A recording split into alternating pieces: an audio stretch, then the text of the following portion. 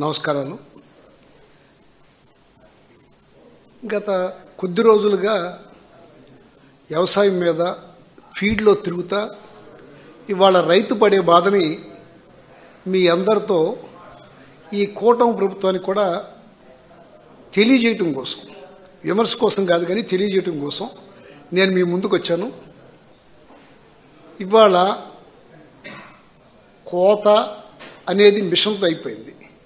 ఈ ప్రభుత్వం నిర్లక్ష్యమే కారణమని నేను అనుకుంటున్నా. కారణం ఏంటంటే గత 4-3 సంవత్సరాల నుంచి మామూలుగా వరి పొలాలు కోసి కట్టేయటం లేవు. మిషన్తో నూర్చుకొచ్చి ఎక్కడో చోట ఆరబెట్టడమో లేకపోతే డ్రై అయితే మిల్లు పంపించడం ఉంది. ఇది గత పాలకులకి ఇప్పటికి పొంతన లేకుండా ఉంది.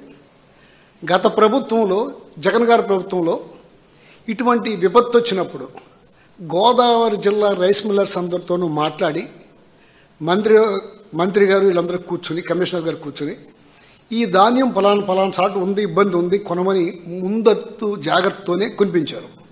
ఇవాళకి వచ్చేవాడికి ఆ బాధ్యత లేకోకుండా పోయింది. ఇవాళ రోడ్ల మీద ఎక్కడ పడితే అక్కడ ఆరబోసుకుని పరజాలు కప్పుకుని, ఆ పరజాలు కప్పితేనేమో ఉడుకొచ్చేస్తుంది, పాయ వస్తుంది. ఆ పాయ వస్తుందని చెప్పి ఎకరానికి 4 మనుషుల్ని కూలికి కేకేసి వాటిని తిరగాల్చడం, మళ్ళీ సాయంత్రం కప్పటం.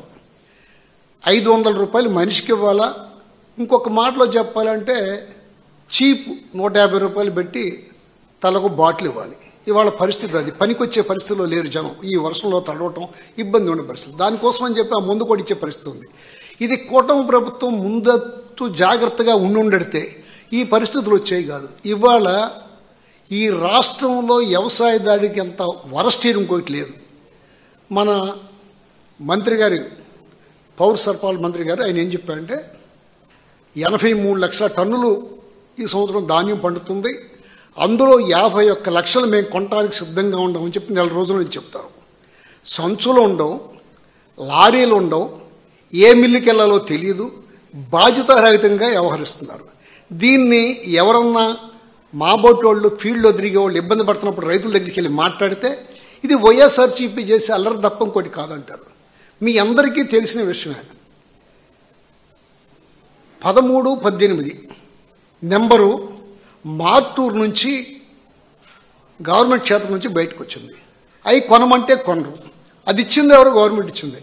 మన చంద్రబాబు నాయుడు గారు మాట్లాడుతూ ఒక మాట చెప్పారు. ఆయన ఇప్పుడు పండించే పంటంతా ఇత్తనాలకు వెళ్ళాల్సిందే తప్ప తినడానికి తిండికి పనికి చేయలేదు అని చెప్తారు. ఎవరిచ్చారో ఇత్తనాలు? ప్రభుత్వం ఇచ్చిందే కదా. బీపీటీలు 27-16 అంతా తిండికి పనికి వచ్చేదే.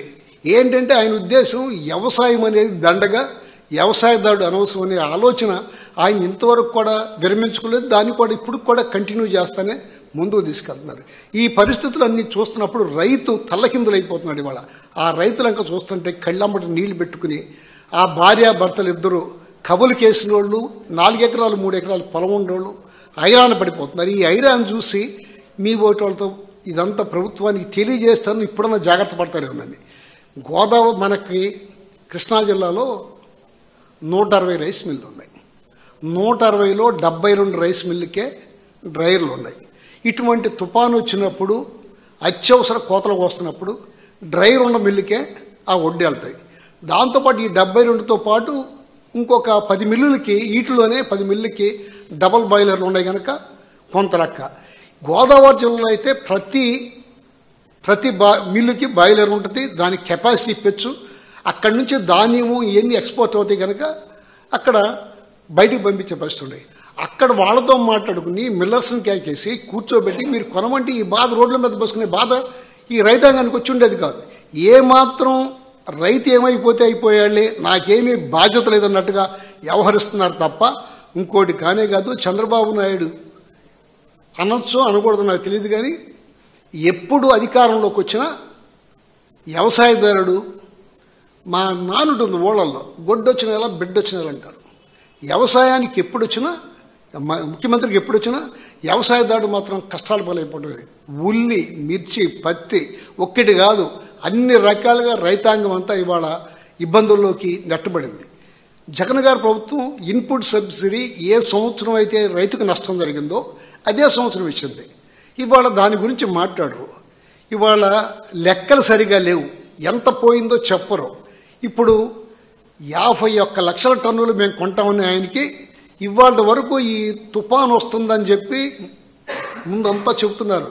మా దగ్గర అమెరికా దగ్గర లేని పరికరాలు ఉన్నాయి, మేము ముందస్తు కంట్రోల్ చేస్తామని చెప్తున్నారు. అటువంటి వాళ్ళు ఈ ఇబ్బంది వస్తుంది, ఈ రైతాంగం ధాన్యం తడిసిపోతుంది, దీన్ని ఎట్టా ముందుకు పంపించాలా, ఏ మిల్లుకు పంపించాలనే ఆలోచన కూడా కనీసం ఈ అగ్రికల్చర్ సంబంధించిన వాళ్ళు కానీ ఈ పౌర సరఫరా వాళ్ళు కానీ చేయకపోవడం అనేది రైతాంగాన్ని రైతంటే మన్నేం చేస్తారులే అనే ఆలోచనతో చేయడం తప్ప ఇంకోటి కానే కాదు. ఇవాళ వీటినన్నింటినీ చూసుకున్నప్పుడు జగన్ గారి గవర్నమెంట్ రైట్ అని చెప్పి పబ్లిక్లో మాట్లాడుకునే పరిస్థితి వాళ్ళంతటికి వాళ్ళే తెచ్చుకుంటున్నారు.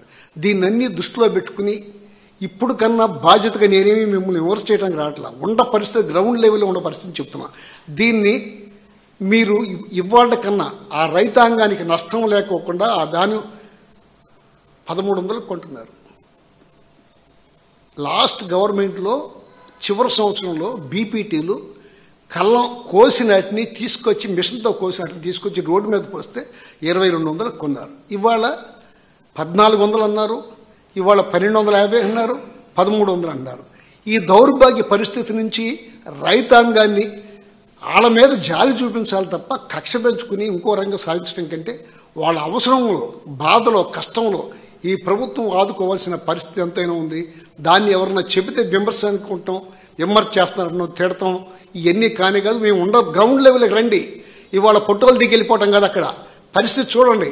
ఇవాళ అసలు ఎవ్వరూ రైతు అనేవాడు కంటి మీద కునుకు లేకోకుండా ఇవాళ ఈ పరిస్థితి అంతా కొనసాగుతుంది. ఈ కొనసాగించే పరిస్థితిని మీ అందరికీ తెలపడం కోసం ఈ మీ మధ్యకు వచ్చినందుకు ధన్యవాదాలు.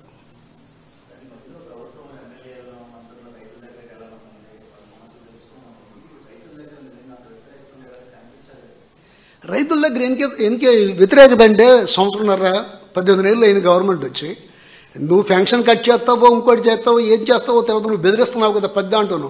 ఆ బెదిరింపుల మూలంగా నీకు వ్యతిరేకంగా చెప్పడం లేదు. బాధ ఇది అబద్ధం అని చెప్పినాయా నేను రోడ్డు మీద ఇక్కడి నుంచి విజయవాడ ఊరు దాటిన దగ్గర నుంచి అవనగడ్డ వరకు రోడ్లన్నీ ధాన్యం ఎందుకు పోసి ఉన్నాయి, బాధ లేకపోతే ఎందుకు కప్పెట్టి ఉన్నాయి?